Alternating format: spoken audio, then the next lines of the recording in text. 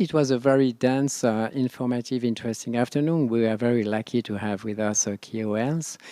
We had Anna Saborewski, who really showed us how we can choose a systemic treatment in patients with hepatocellular carcinoma based on clinical characteristics of these patients.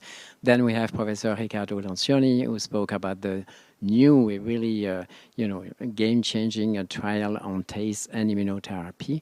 Then we discuss the treatment of the biliary cancer with Professor Kelly from San Francisco. She's also an investigator on several of these trials. She showed us the potential of immuno-oncology for these patients. Then we have the prize with surgeons from the CHUV who presented the data on the resection of hepatocellular carcinoma in patients who have already quite a burden of tumor. And then we moved on the new treatments with Professor Finn, who lead several of these trials with new possibilities to treat hepatocellular carcinoma. And then we close with Professor Peter Galley on adjuvant treatment for patients with liver cancer.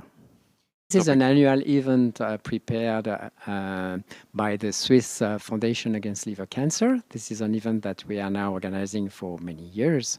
And this provides the possibility to Swiss colleagues interested in hepatocellular carcinoma and now even abroad to have in a few hours to learn about the new developments in the field.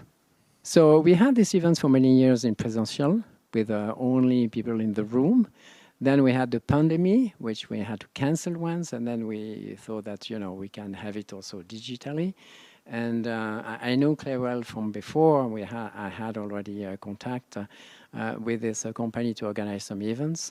And to have this hybrid event as today, which allow actually, hundreds of people to attend, not having to come to Bern. Even our speakers, some of them are quite far away.